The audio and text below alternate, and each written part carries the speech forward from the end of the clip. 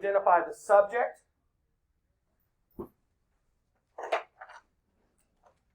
And you have to identify the predicate nominative or the predicate adjective. All right?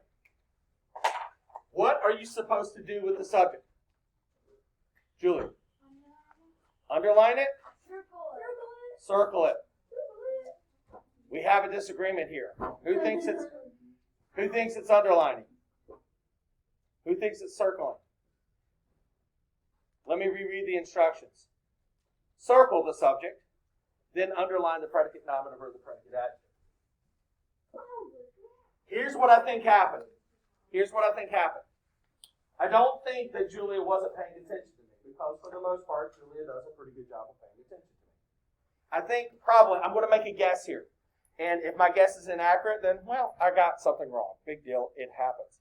But I suspect that in your grammar exercises, whenever you have to break down sentences, you are required to underline the subject. Is that correct? So that's probably why you kind of defaulted to that position. Now, in your book,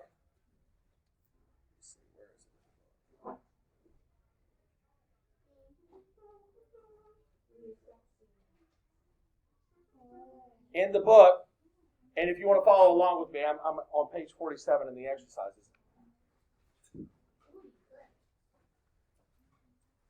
Exercise 5 at the bottom of page 47, the instructions in the book tell us to underline the predicate nominative or predicate adjective for each sentence and translate the complete predicate.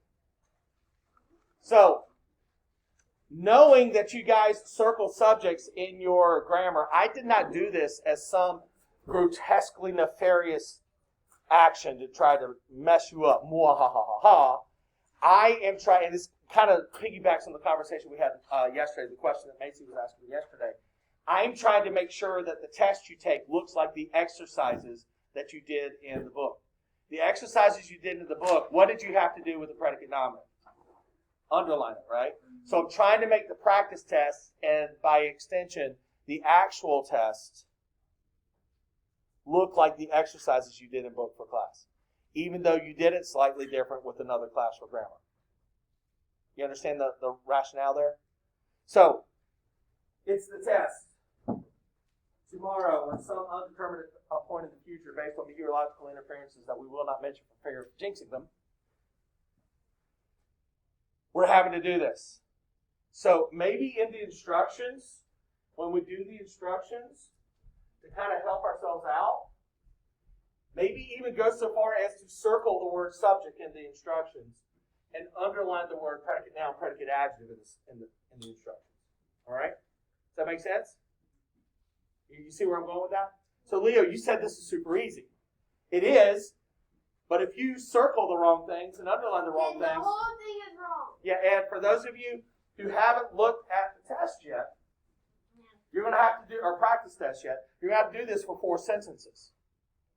And each sentence is worth 4 points. So that's 16 points that you're tossing, not because you didn't know it because it was easy, but because you didn't follow the instructions.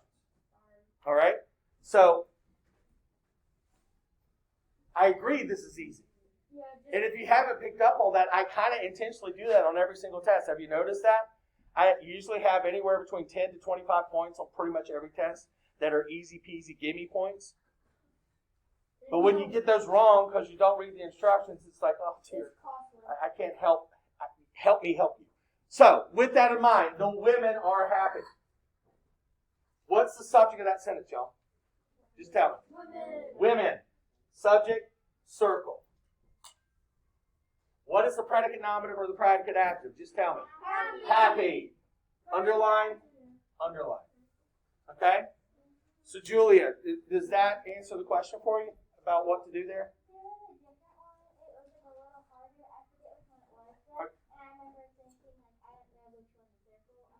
Okay. The other 3 sentences is the man is a good teacher. The boys and girls are happy students. Okay. Okay. So let's take a look at that one.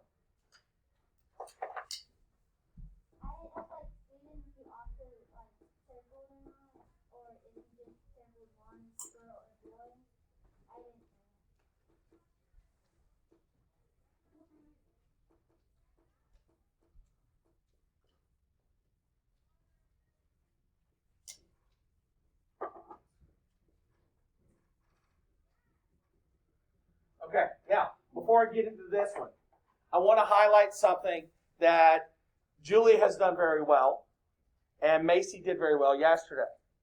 Both of them actually looked at the practice test early enough to say, hey, I'm not so sure about this. I need to ask Mr. Cobb a question about this. Because Julia looked at the practice test before class today. Did she have an opportunity to ask me in class? Yes. And I'm able to answer that. And what's great about that is I can ask clarifying questions and get to the actual point of your concern and hopefully answer it in a satisfactory way that's going to give you confidence and success tomorrow.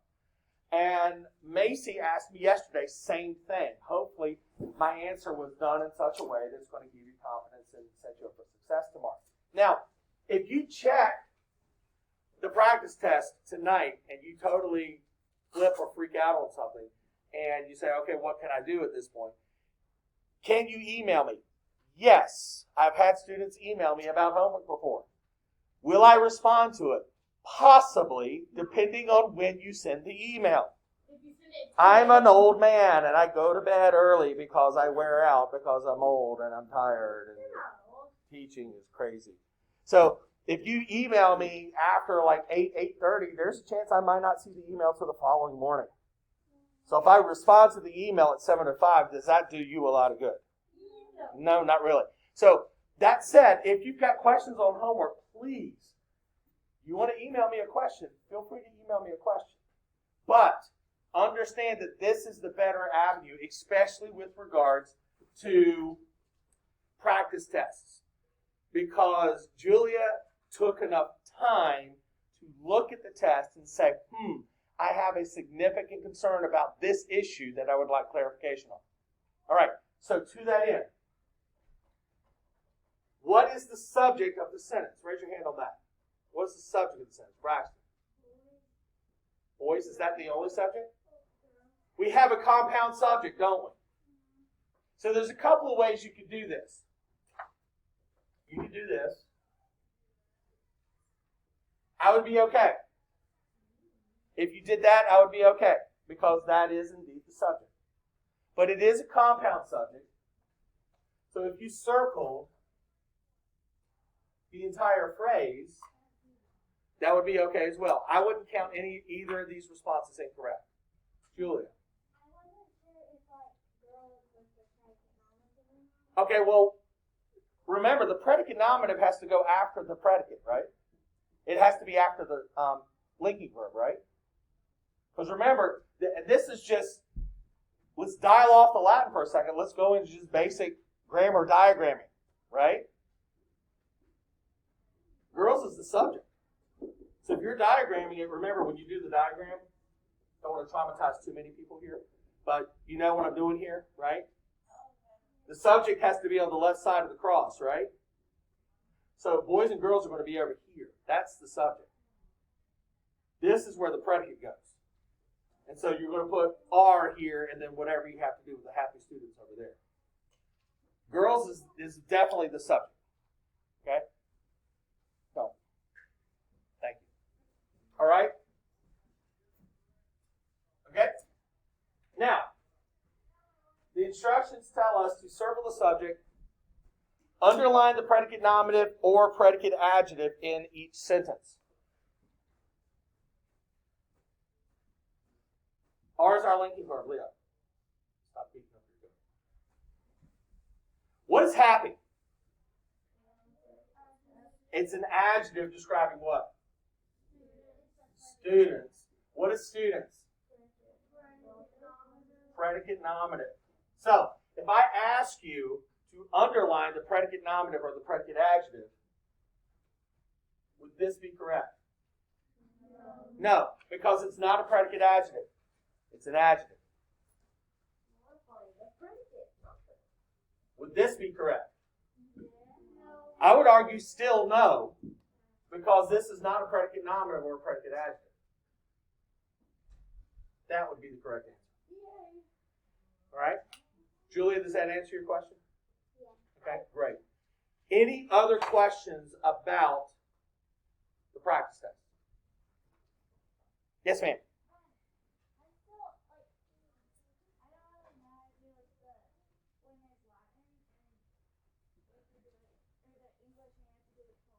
Okay, so we have to translate. All right. So do you want to do one of the sentences from the practice test? Did you look at the practice test yet? Okay, so which one would you rather look at, number 1 or number 2? You have the test handy where you can look at it. So number 1 is Agricola Regina Equum Exercebant. Number 2 is Dominus Erat Poeta Bonus. The first one? Sure. Let's do the first one.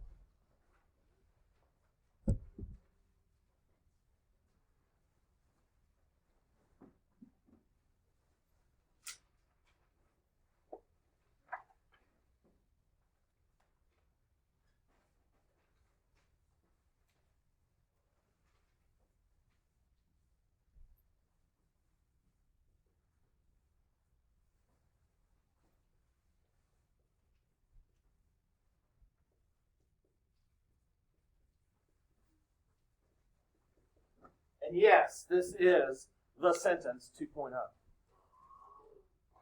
No. So,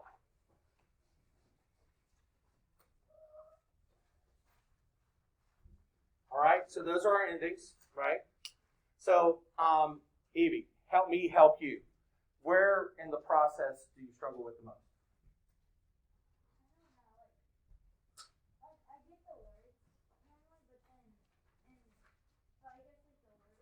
Okay, so let's talk about that for a second. So I only have about 5 minutes, so we won't do our normal breakdown on this sentence where I ask you guys to tell me or whatever. I'm going to kind of walk through it bit by bit by bit. I will periodically stop as I go through it. If you don't understand where I'm at, let me know so I can help out. So even though I don't require you to do it, I would suggest starting off by parsing this sentence. Exercebant is third person plural, imperfect tense. All right? Equum is masculine, singular, accusative case. Please don't neuter the horse. None of you graduated veterinarian school yet, so you shouldn't be practicing veterinary medicine without a license. Now, Agricolae is masculine, Reginae is feminine, but then we kind of have to put a stop there because we have the AE. That AE could be plural nominative. It could be singular genitive. It could be singular dative. All right?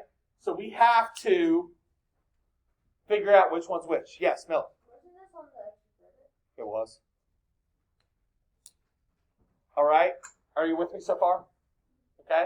So, there's a couple of things we can do here. First of all, I haven't taught you how to use genitives yet, have I? So we can, with confidence, but that's not the first word. No, I'm talking about Right, but you then still have to repeat the process. So you created an extra step for yourself. All right? So, one of these is plural nominative, one of these is singular genitive.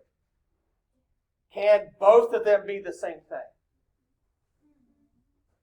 Well, you said singular genitive. Dative.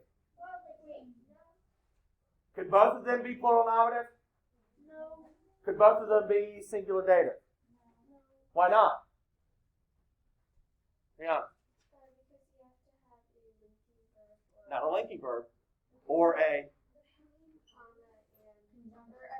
conjunction. Do we have a conjunction here? No. Either in, right. So I want to stop there for a second because your brow is for like you're not tracking what I'm saying, or you're just soaking in the greatness that I'm pouring out for you right now. But do you understand that one of them has to be nominative and one of them has to be dative? Does that make sense?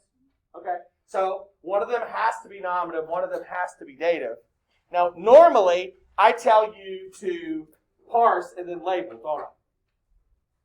But here, it might actually help you to label first.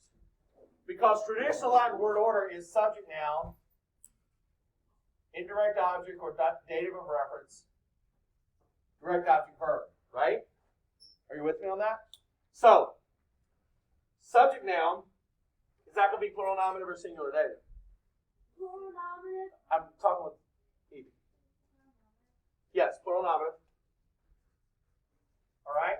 And that means that this has got to be singular dative, right? All right? Singular dative. All right, so pause there for a second. This is open to anybody. Anybody not understand how we get to this point? All right? Great. Go ahead. I thought you needed the gets verb. Well, that's my next question. Because now we have to determine, is this indirect object or is this direct dative of reference, right?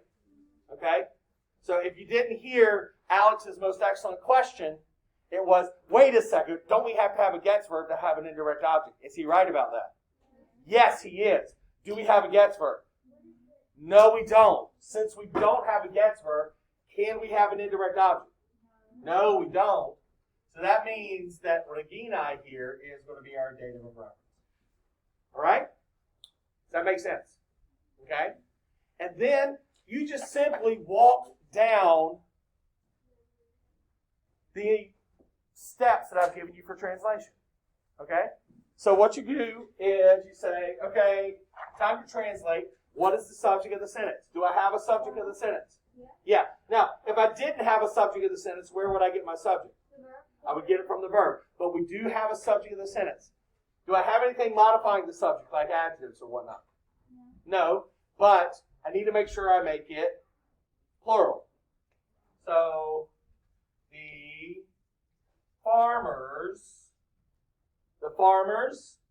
farmers what? What did the farmers do? The farmers, exercivant, were training, or used to train, or kept on training. Not the queen's horse. You just used it possessive there. No, you just made it possessive there. You're jumping out of steps. This is the problem. And what you just did, whether you realize it or not, is you did Latin boggle. You said, oh, here are all the words. I'm just going to kind of jumble them around so I come up with a sentence that makes sense. You're stepping outside of the steps. Don't step outside the steps. What's the subject? Farmers. What are the farmers doing? The farmers were training. Who or what were the farmers training? That's our direct object. A horse or the horse. It doesn't matter. We're training a horse. Do I have anything modifying like adjectives or whatnot for horse there? No, and I've made it singular. Now the last step is I need to fold in anything extra. My dative of reference.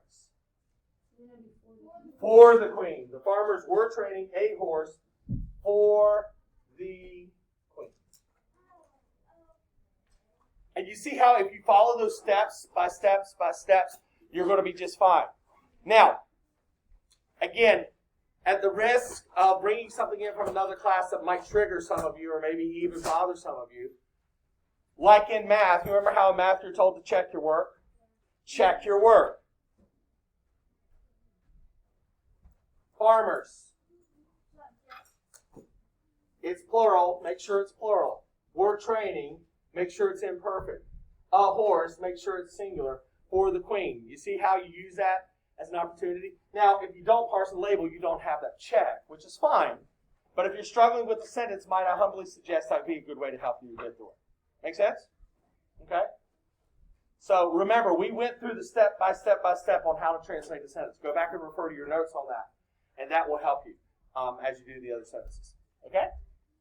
All right, guys. That's all we have time for today. I will see you tomorrow. Valete discipuli discipuli.